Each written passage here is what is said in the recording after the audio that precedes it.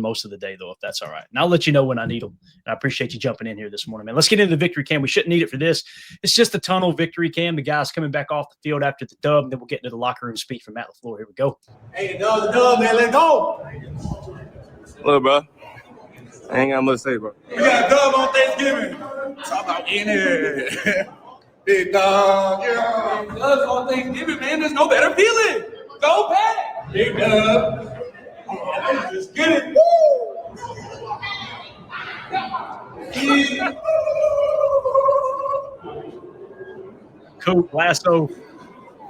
Hey, the dub, man. Love it. The guys are. Javon Bullard is the best on that video. I'm sorry. Yeah. Bull had me cracking up. Yeah. Nah, he's the man, dude. And listen, Matt LaFleur's got this team cranking, and it just seems like every week somebody else goes down with an injury, and it's a significant injury, and they just continue to put together winning football and really a football team that can constantly compete, man. You can't say enough about what Matt LaFleur's done here. And I know the haters have disappeared until we lose a game, and it's going to happen. We're going to lose a game at some point, and they're going to come right back out and say that he needs to be fired and this and that. But for the time being, man, Matt LaFleur just continues to climb that winning percentage list all time and just figures out a way to win these ball games, even though you've got half of your damn roster either on injured reserve or banged up at least. But here was Matt LaFleur, a fired up Matt LaFleur in the locker room with his guys immediately following the game. And this, you can find this over on Packers.com. You can find it at the Packers Twitter page too, at Packers. So here we go. Say, quote, "How'd that delicious turkey taste?" A quote here from Matt LaFleur. Here we go. How'd that turkey taste? Oh, I feel they did that. So instead of the F-bomb, they said delicious. Packers put delicious in it. Love to see it. That is how you compete. That was playoff football. It took all 60 minutes, all three phases. Give it up for yourself, man.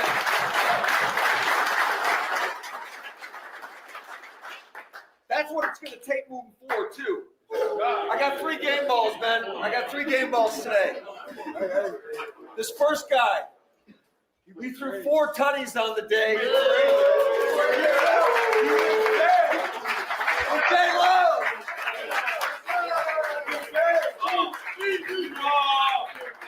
Hey, man, like I said, man, love you boys, man. I'm thankful on this day to do this. And, man, come out, hey, O-line, man. No sack, boy.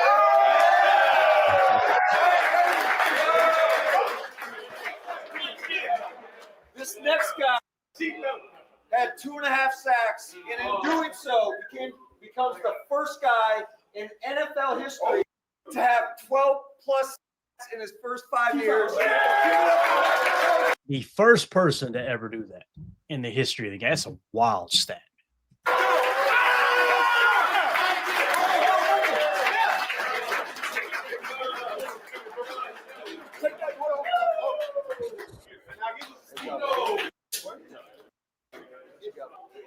Just truthfully, just coming on this day, playing this game, I just realized I'm just thankful for everybody, bro. Like, truthfully, I'm thankful.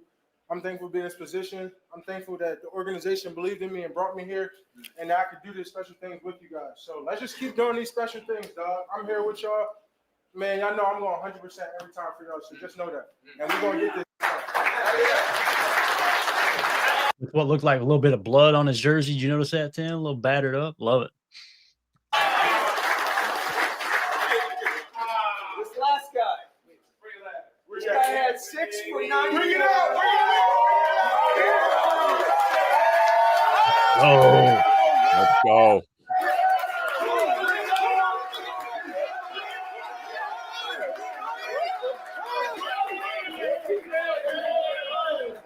It's the best day to tell y'all, boys. I'm thankful for everybody in here.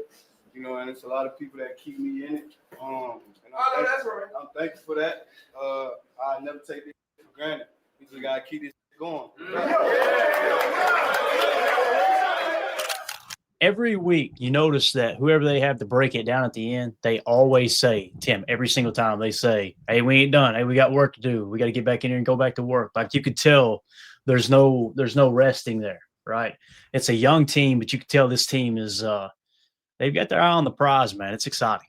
Yeah, ready to go 1-0 every week, right? That's the attitude. That's the demeanor. And again, like we've mentioned several times on this pod and on this show that those guys are playing for each other out there. There's no me guys out on this football team. These guys are going to war for each other every week and picking each other up. You see Jordan Love getting the game ball, and the first thing he does is thank his O-line for, keeping him off the turf and not giving up a sack and playing good football. And, you got Micah Parsons, speaking to that team, saying he's going to go 100% for his guys, and those guys are going to go 100% for him and, pick each other up. So I think, like I had said yesterday after the game, man, a lot of you haters owe Matt LaFleur an apology, man. He's got these boys humming, playing together, and we're getting ready to go ahead and spank the Chicago Bears at home. It's going to be awesome. Yeah.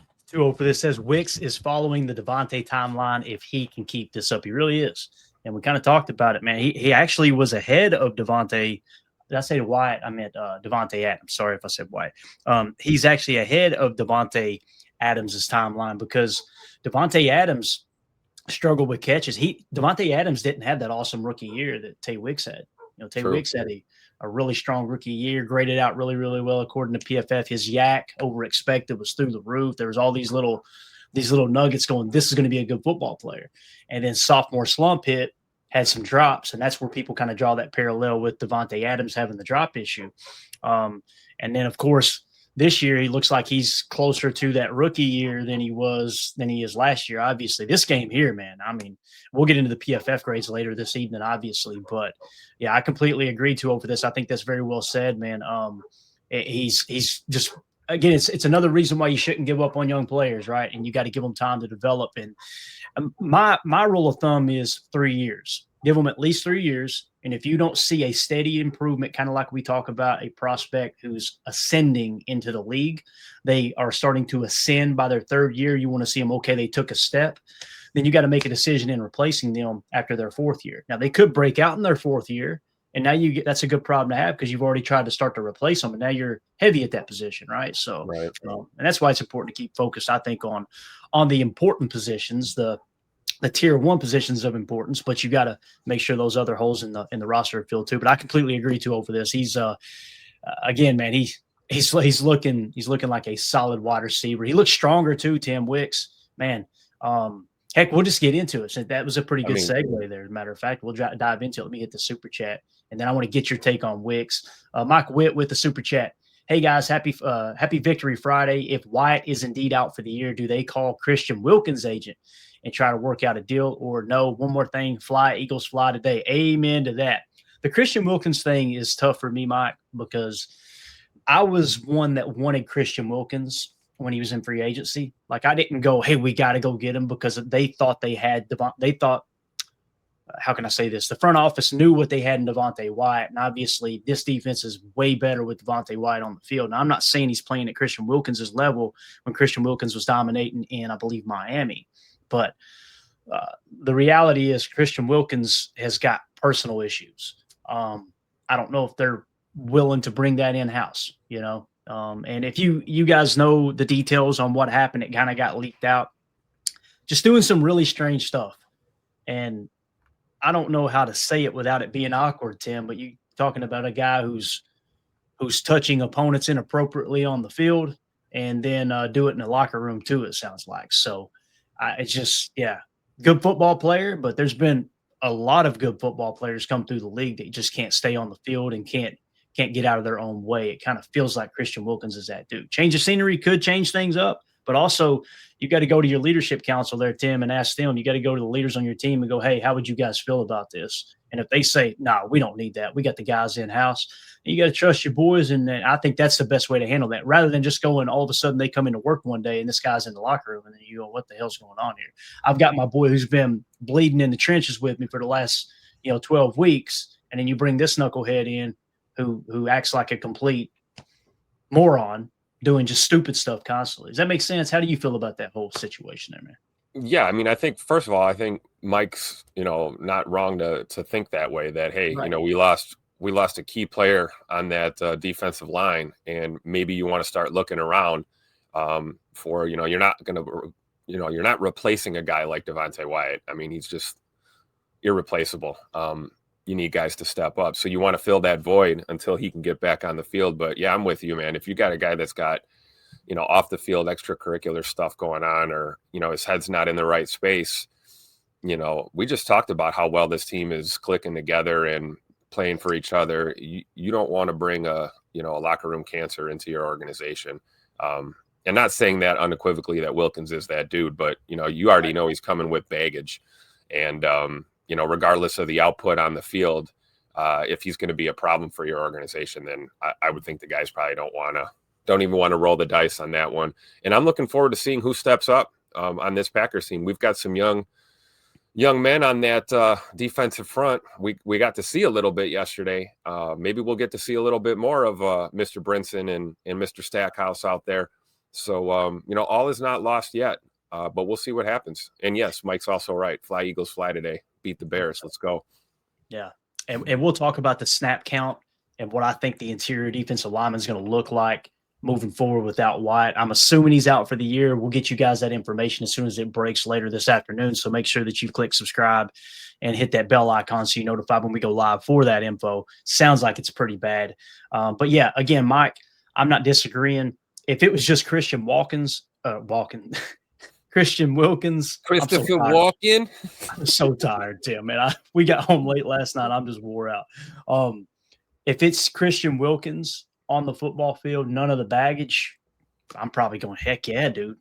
Why is he still out there? Why is he available? Again, that's why he's available, right? Yeah. So thank you so much for the super chat. We appreciate you. But let's switch gears here, Tim. Let's talk a little bit deeper on Mr. Dontavion Wicks. So if you'll That's get me right. Nobody's going to call him Don Travion anymore. I think everyone's going to know his name after yesterday.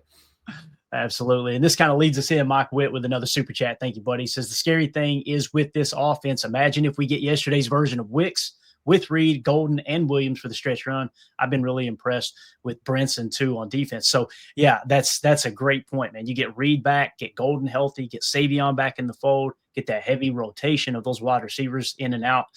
Christian Watson continuing to do what he's doing. But, yeah, Wicks, you're spot on there, man. With this version of Wicks,